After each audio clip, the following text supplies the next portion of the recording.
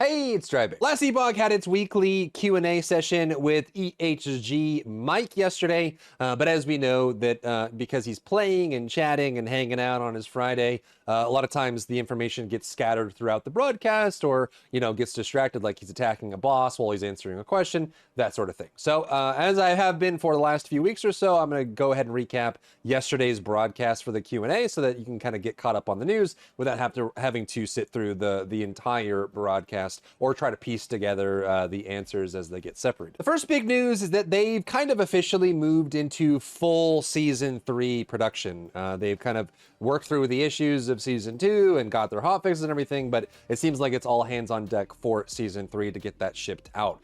2 weeks ago, we did kind of discover that they are planning for a major overhaul of the overall Acolyte class in last Epoch. So they are with a focus a little bit on Lich and on Necromancer mostly, with some on Warlock as well, but kind of just getting those 3 masteries. The same thing they did for like Sentinel in season 2. They're focused on Acolyte, Necromancer, and Lich for season 3 as well. And they said they kind of pushed all the way through, and now they're like full steam ahead on that.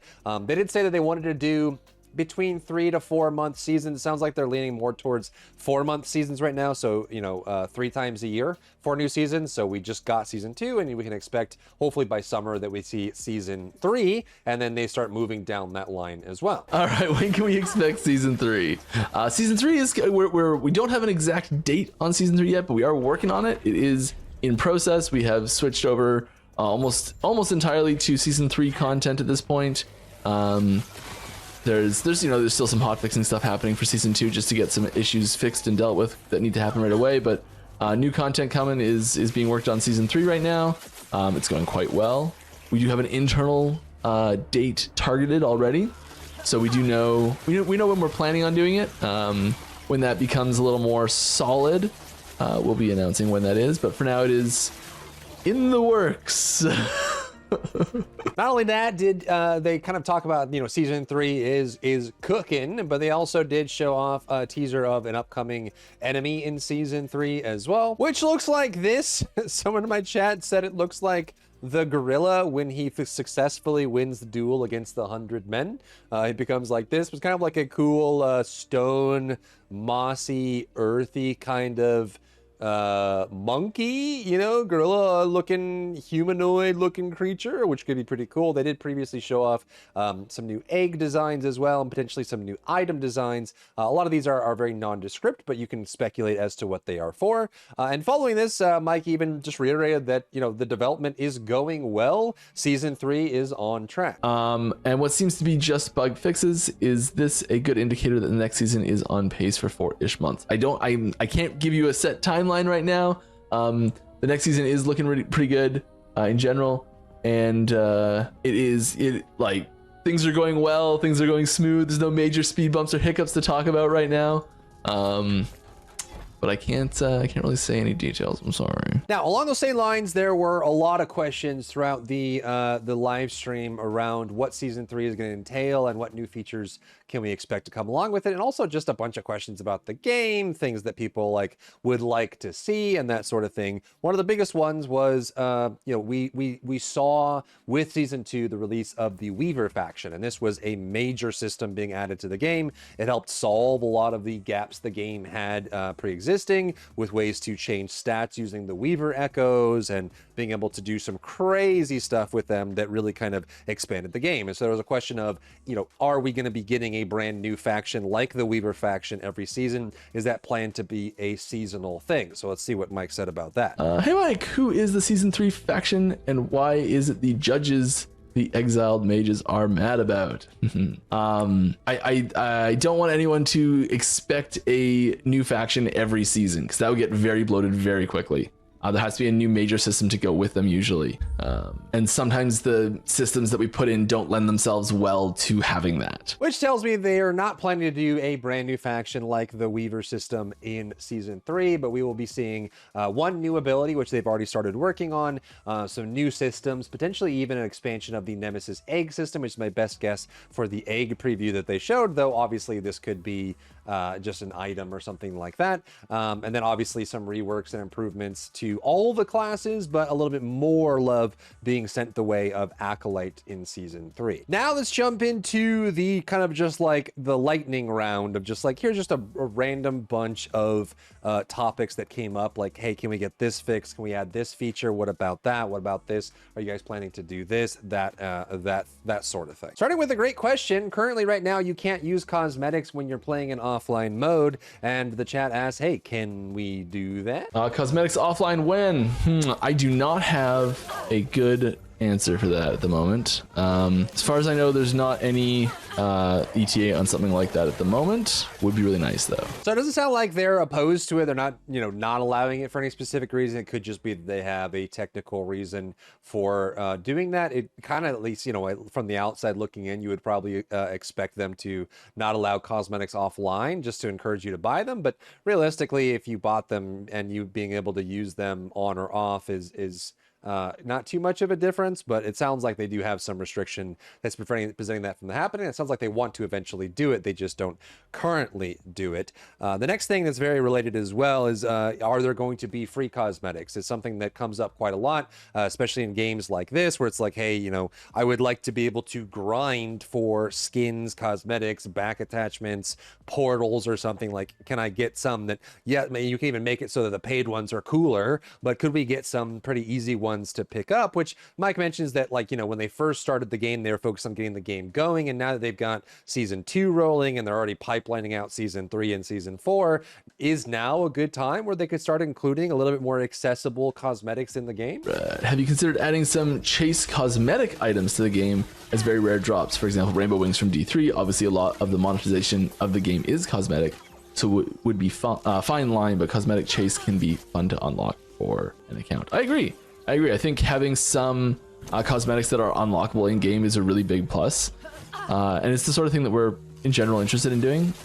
The list of I guess the if we had done that with, like, let's say 3 cosmetics that you could earn in game in season 1, that would have been like a third of our cosmetics available, so I think there's a little bit of a more room to play with now that we've got more cosmetics in the game in general. So potentially more and more possible as time goes on. I think it would be cool just to kind of get some things in there that you would grind for maybe even achievements as well. They did mention that they are working on new achievements to be added to the game for season 3 as well. Following up with the cosmetic discussion was the idea of transmogs, and so this is not necessarily related to the cosmetics you buy in the store, but this has been brought up since the game is launched, and honestly gets brought up in any character builder game that has a paper doll character sheet and it has a whole bunch of RPG campaign related items that drop. People have been asking for a long time, like, hey, there's a whole bunch of cool armor sets and weapons and things like that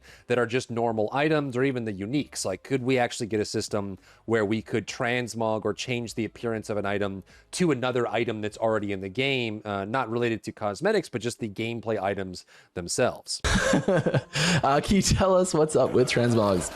The only thing we've released so far about transmogs, it's on our roadmap. I don't have a specific timeline for it, but it is something that we are interested in doing. It's part of this whole attempt to make the game look better in general.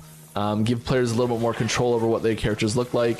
There's sometimes people really like the looks of the in-game gear, but it doesn't always match up with the best in slot gear. And so transmog is something that we really want to do to allow people to use it. It kind of just opens up all of the existing gear as cosmetics effectively, that people can use. So it's a huge amount of stuff that opens up all of a sudden. How to make your character look cool. So that's the sort of thing we are interested in doing.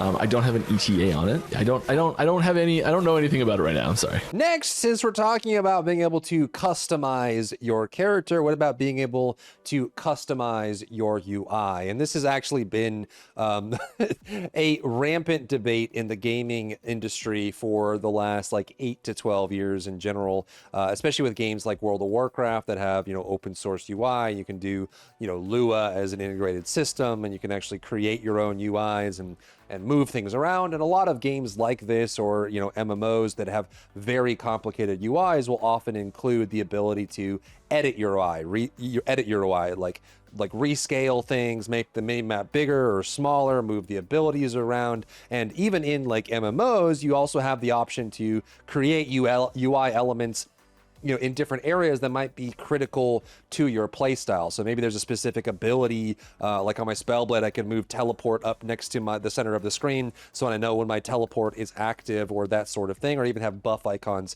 move around. So the question really is just to Mike, like, can we actually get a customizable UI that I can actually, create that fits my playstyle and my comfort and functions well with what I'm trying to accomplish? Any chance for UI customization for buffs and debuffs?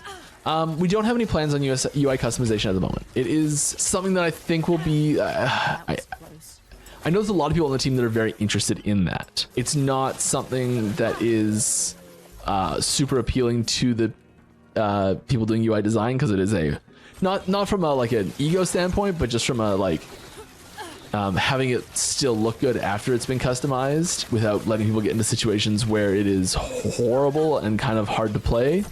Is a lot of extra stuff to keep track of, and making sure the UI is at the very least very good is really important, and that comes first. But I do agree that there are certain things that would be really nice to be able to customize, and we do try and put little customization options for UI in there. Something as simple as like the loot filter. Complex as the loot filter does add in a bunch of things for UI customization right there alone. But I do agree that I would love to have a little like I was saying this a couple weeks ago, I'd love to have one skill that you can set as your like priority cooldown indicator. That's what I call it, priority cooldown indicator. Love the name already. I was just off the cuff. And having like a little green dot that just shows when it's off cooldown. Love that. Which blends perfectly into the next question is, what about mod support? Can we actually get some third-party tools and things like that? In a game like this, I would not really expect something like that to be supported, considering they're not even on console currently. They have a lot of other, major developmental systems that they have to add to the game to keep expanding on it. But let's hear what Mike had to say. Is it possible to sort plugins for the client? We don't have any mod support planned. It's I don't want to say no forever, but there's nothing on the radar right now for mod support. Next, on the idea of polishing up the game, they talked a lot about, I think one of the biggest drawbacks for Last Epoch right now, and some of this is subjective, but just is going to be the visual fidelity, especially with games like Path of Exile 2 coming out with crazy budget and crazy support and long periods of development cycles. Path of Exile 2 has kind of set a standard of quality presentation functionality. Like, they have one of the best WASD systems, they have some crazy support systems for PC and console, and there's just tons of questions around animation support, VFX, and everything like that, and they get compared to PoE2 quite a bit in the current state right now. So there's a question of hey, if you guys are focusing on making the game look better, does this mean that we're expecting a Last Epoch 2 coming out? It's considering how long this game has been in development, and the fact that it's on the Unity engine versus a newer engine, or maybe a more powerful engine that might be able to do more with it. Is there plans for Last Epoch 2? Have there been any talks or pre-planning for Last Epoch 2? It'd be cool. Or is the plan to keep working on improving LE? One of the things that keeps me from the game is animations, and wasn't sure if that would require something like LE2, or is it be pushed into an update? Well, there are, I could say one thing I can say is good news. There are updates to animations coming. Sometimes they're really little things, or they seem like really little things. Like when your character runs and turns, how you never angle your body in. Like if you go outside and run in a circle a bunch, and you'll notice that you'll angle your body inward to that turn on the on camber. Turns where you lean in properly. Is that the term? Sorry if I butchered that. But yeah, and so that sort of stuff in the animations we're trying to add in, splitting the torso and legs in animations, and having better blend animations for different attacks, and having them be able to be interrupted earlier and transition cleanly. So there's lots of things we're doing to animations to make them look better in more situations. Which is understandable. And I think, you kind of have to temper your expectations based on the size of the studio and how much they want to grow in the current future as well. They did mention, Mike talked a little bit about, staffing up, now that they've got their game launched a year ago, they've got their big season 2 out, and now they're kind of just working into the flow of having regular seasonal updates and content updates, right? Like, what does that mean for the studio? Is EHG getting bigger and better and stronger and sexier every day, or what's good? What have been the major challenges for scaling EHG to deliver more frequent content? I think so. A lot of it was with the procedural generation system that we were setting up. Major challenges for scaling EHG to deliver more content. Yeah, I think it's been getting people to take off hats. I know it sounds really weird, but I think that there's this like offloading of we have a lot of things that, like, a lot of us worked on so many different things, and letting go of some projects and certain like elements of the game has been tough to like hand off to other people, but it's been really good lately, and we are I think that's helping speed things up a lot. Which really just means that they're not trying to overscale themselves. They're not trying to, become like an Ubisoft or like an Activision Blizzard or something like that. They're trying to, hire when they absolutely need to, and then just kind of train or allow people to fill roles where it makes sense. So again, it kind of just goes down into the temper your expectations category from that standpoint. Now I think it's a great time to get into like more like feature requests as well. I mean, we talked a little bit about the movement and the improvements and the possibility of like, hey, can we get an engine upgrade or a gameplay upgrade or functionality here? And one of the biggest ones that they get compared to a lot that we mentioned earlier is the WASD functionality, or the twin stick movement functionality for last Epoch, and especially considering that there are still features that, say, games like Path of Exile 2 have for their WASD, but last Epoch does not. So what's going on with that, Mike? Do you have any plans to improve WASD to act like PoE2, where you can cast walking backwards and facing towards your mouse cursor? That's the gold standard of WASD's implementation at the moment. The version we have right now is the bare minimum. It's the best we could get in the few weeks that we were working on it, month maybe, a couple months now maybe. The animation updates that I mentioned earlier is something that we are doing that will help with that as well. So we're working on improving the system. I don't want to say it's going to be exactly the same as that.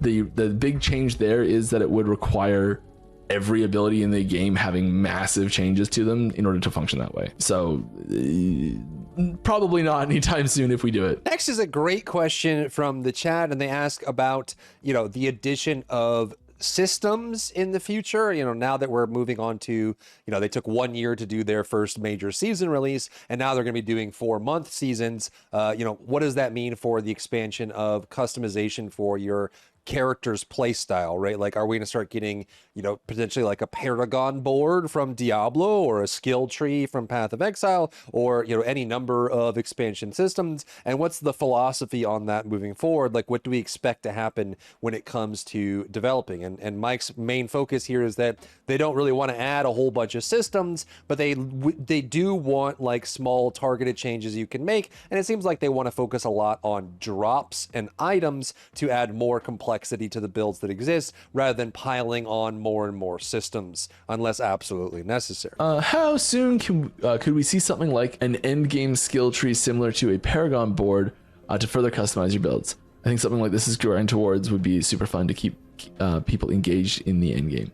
Yeah, so this is, it's kind of just an extension of like the passive tree. It's just like passive tree continues sort of thing. It's not something we're super duper interested in directly doing. We've been, there's lots of ways we try to extend the end game character customization, and usually it's through items, specifically because they're things that can drop in the world. And so we are looking at ways to kind of give players something to grind towards that's fun and interesting, and something that you can like get power out of as you're playing still, and have new and transformative effects on your abilities. This is something we are interested in, something that we're working towards. That sort of thing, like it won't look like a Paragon board, and it'll look like really small things peppered around everything we do in the end game. And it comes from even little things like just blessings I would put in a category like that, and like almost like the new idol enchants I'd put in a category like that. And there's these things that we're doing to kind of like give you new ways to keep building your character as you get into systems that unlock in late game. But we're hesitant to link those directly to experience in endgame for power specifically. Which I think is kind of an interesting take, and it actually is one of the pros that many players would give for Last Epoch as an ARPG in the genre, right? Because a lot of its competitors required you to get all the way maxed out, whereas in Last Epoch you don't even have to finish the campaign to start endgame. In fact, most speedruns will usually get like 80% of the way there. Like they'll start monoliths or like the endgame timelines at like level 50 or 45 or something. And realistically, other than just getting more stats and stuff like that, your build starts to come together as you get the gear and the items that go along with it, rather than having a specific system that needs to be maxed out or a specific level that needs to be reached. Now, obviously, there could be some downsides here over time as more and more seasons release. It could start to feel a little wimpy when your new system is, hey, this item drops on the ground and you equip it and you get a little bit of power, versus like a brand new system that's a little bit heavier that might have some bigger impact. But being mindful of these sorts of things can help deal with power creep over time, right? Because if you keep adding major systems every season, it starts getting crazy if you don't remove them. Then we get into the whole borrowed power discussion that we get into with MMOs and things like that. But let me know what you think about this stance as far as adding power to the characters and builds over time with every major update. Next, there was a question about player housing, which obviously the question asker is asking about hideouts from Path of Exile 2, but in general, I mean, I think people like player housing. They like to have a place to call home, and they can decorate it and use it for all their functionalities, and I think that's what the hideout system in Path of Exile 2 does really well. So what's going on with that? Have you guys considered doing shared customizable spaces? Yes, which would give you the sense of a community. Yeah, tie in, that's nice.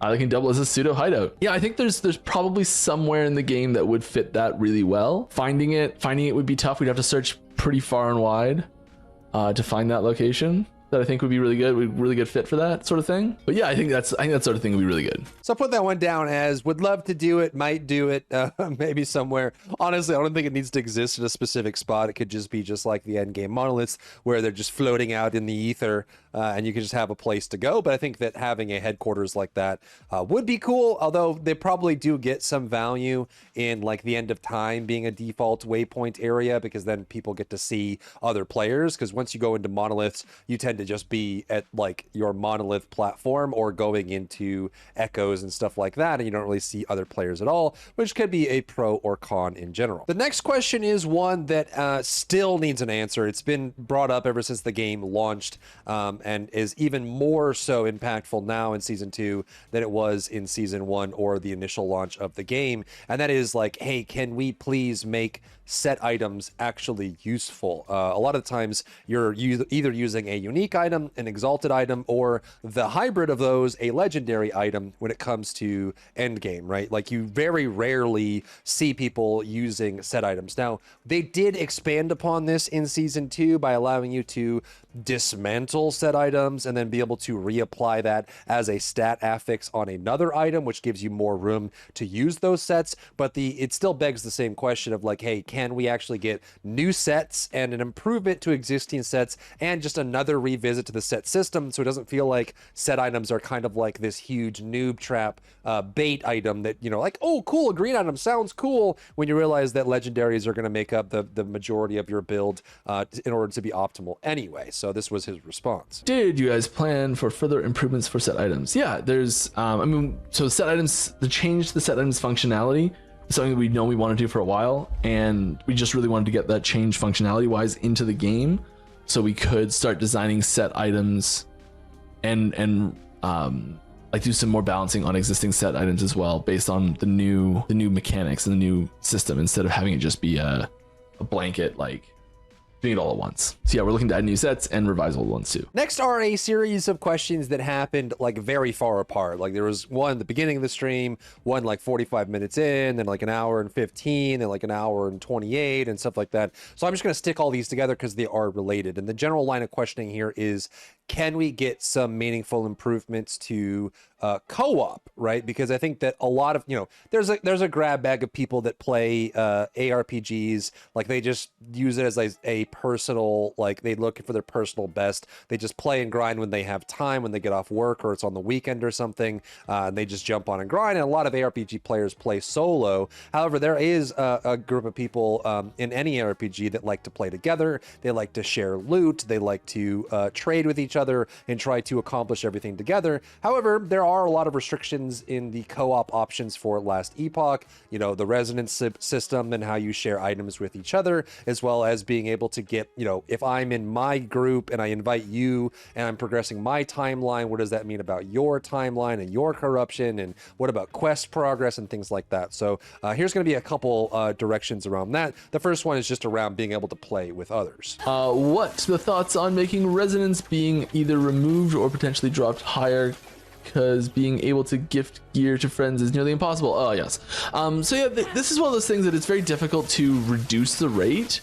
We really want players to be able to play together and find stuff for their friends and be able to share that with each other and the people that you're playing with, and having that experience be collaborative, and like that is stuff that we are really interested in making work. There's a lot of room for problems to arise if we make that too quick and easy. We figure most of the time, if you're playing together a lot, most of the stuff you're finding you are going to be able to transfer. It is a little tough when you get like a new player show up and you're like, oh, I want to just gift you some of these random items. They're not actually that valuable. I think a lot of the problem arises from having the relative rarity of certain unique items not be equal based on their legendary potential status, which is where a lot of the like the cutoffs happen for what resonance you can use, right? Like it's, whoa, that was close.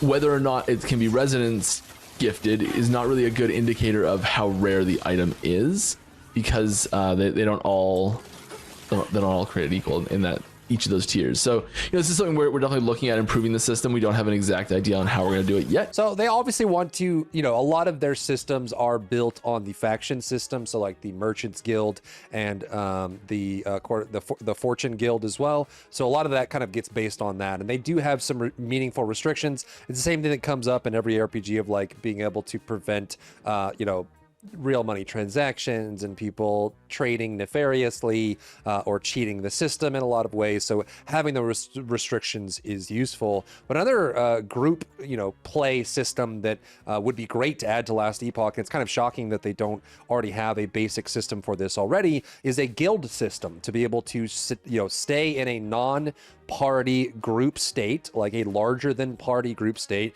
with people that friends and people you meet online and stuff like that. So you actually be in the same guild and you can talk, and when you log in and that sort of thing, having that as an option. And also even just like having like a guild chest where you can share items, which is similar to the same topic we just talked about of like, having resonance and not trading items and stuff like that. But let's see what Mike's take was. Any plans on a guild system or something? Yeah, this is something we've started to talk about a little more in the last little while. There's nothing planned for season 3 around this, but I think it's starting to get more into the idea of something that we could do. There probably wouldn't be a ton of stuff involved with it at first. I think it would be more along the lines of kind of what I've said we didn't want to do in the past, but I've definitely come around to it myself, is basically a glorified chat room. Just kind of all you need sometimes to build a little bit of community inside of a game. Which I think would be a great addition to the game and would go a long way as well. And the next question goes along with this too. Someone asked a wild question that I wasn't expecting, but they asked like, hey, could we get some like team up skills, like where you have all your normal abilities for your character, but maybe like some abilities that you can synergize with your teammate or with someone in a party, or like you have some trigger, like if you both use something you get to use this cool group party skill, or just maybe more ways to synergize with other people when you're playing with them. What's your thoughts on making something like a co-op tree that you could choose nodes that would impact your builds while you play together? For instance, you could have a node that when playing with a Heartseeker, and your mage with firewall, when the Heartseeker passes through the firewall, it is now a burning Heartseeker. Not even sure if that's possible, but I think something like that would be hella fun. Keep up the good work on your fitness. Oh, thanks. Yes, it is. This is the sort of thing we've talked about doing since like day one. This was one of our early things. The classic example, actually, that the thing that sparked this as a possibility was as a mechanic in Chrono Trigger, actually, and Final Fantasy IX. Best Final Fantasy, I'll argue that till the day I die. The original version of that was Fire Tornado. Was Primalist makes a tornado, and Mage shoots a fireball at the tornado. It's now Fire Tornado, and that's how we couldn't get that to work properly and play smoothly and not have any issues, so we actually just added Fire Tornado as a node. That's why Fire Tornado exists in the game. We've been really hesitant to put content into the game that requires a party. So this sort of thing is like having a tree that goes with it. It does solve the issue of not wanting to have like unwanted effects. So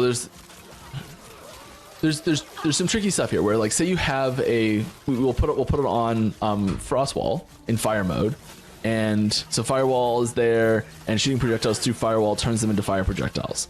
Okay, the person that's shooting those projectiles has a ton of physical damage buffs, and suddenly their projectiles are being turned into fire, and their damage is getting nerfed pretty hard. So suddenly you have this capability where someone can say, like, I'm going to spec into my ability one way that makes you worse. And that sucks. And then there's the other half of it where, like, if that node doesn't do anything, if you put that node on either half, you put that node in the Heartseeker tree, you put that node in the Firewall tree, if the other person isn't there and you're playing solo, suddenly that's a dead node, and that feels bad, which is what I think this idea of having a separate tree to invest in is trying to address, where you're both agreeing on what goes in there to strategize ahead of time, and you're also both agreeing on that it's going to happen, and you break it out from the node, so you're not actually you're not wasting resources that would go into when you're playing solo. Which is a pretty wild, at least like thought experiment on what could happen from there. In my opinion, I think it's better to just, if you're going to have these team up kind of synergies, I think they're better if they can be dynamic so that they work in solo and they work in group play as well. Because I think that there's definitely a lot of situations in games where the forced group content, especially in a genre that is, in my opinion, predominantly solo. It doesn't mean that people don't team up for the new season of a new ARPG that they're playing right now and play party, but there is a large portion of the player base that plays solo. So I think that having these kinds of things come up. And oddly enough, the example I would have used was the forced group end game content that Diablo 4 tried, where you basically had to have a group to do it, and there were meaningful rewards inside of that. So the people that only play solo either had to skip that content or they had to go do it in a group, forcing them to come out of solo, which actually did come up in the Q&A session. Would there be an opportunity in the future to have some more group-centric focused content? For example, D4 Dark Citadel raid type, you could utilize many different tactics that require multiple players to complete. I think there's starting to become room for that. We've held off on having any content that's required to be in a party to complete. I think part of that has to do with, you know, most people have reported that they don't even want to play in a party, even if it was an option, and if it was required, they would do it, but begrudgingly. And that's not the sort of situation we want to put people in general. I think now that we have more content, it's getting to a point where we can do that realistically and not have people feel like they're forced into playing it in like a game mode they don't want to play. Alternatively, having some sort of like the usual I guess counter argument or design option for this is that you put in NPCs that can join you in your party as well, and they're kind of either just absolute crap, and it's really hard to make them bounce, almost impossible to make them bounce, really. So they're generally just terrible, or the better way to do it, in which case it just becomes single player content again. So it can soften the blow a little bit, where it's like still possible solo, but it still locks out a lot of people and just becomes more of a like a specialized single player challenge for players that want to min-max things. Which might even just be the commentary on gaming as we move into like the mid 2020s in general, as this has been a big problem, is that we used to be very group centric when it comes to gaming, like 40-man raids in World of Warcraft, and you have like these 12 to 18-man encounters, even in some of these like looter shooters and stuff in like the 2000s or early 2010s. But we're getting to a point now where more and more gamers are becoming solo gamers, and they just want to be able to play content when they have time, when they have the leisure hour to be able to jump in and do it without having to rely on a large amount of people to get that done. So I think that's kind of been a ongoing thing. And what Mike is mentioning here has come up as a solution in other games as well. For example, the NPC system that they added in to like Final Fantasy XIV, where you could do a dungeon, specifically a dungeon required for your campaign progression, which would be a group normally. They retrofitted this years ago to be able to support NPCs joining in on that. Same thing goes for a lot of different like NPC encounters, even adding things like support hunters into like Monster Hunter Wilds, for example, where you can get 3 other hunters if you're playing solo and they're all AI and you can just play with them that way. I think that is getting, more and more popular as time goes on. But I will leave the video there. It's already crazy long as it is. Hopefully this was an easier watch, just kind of working through what has been content there. And let me know what you think about all of the responses and topics being discussed here, and if you're super excited about Season 3, which we now know is in production. If you found value in today's video, leave a like down below, leave a comment for the algorithm to help this video get seen by more people, and don't forget to check out my other channels for other content and other stuff and other things.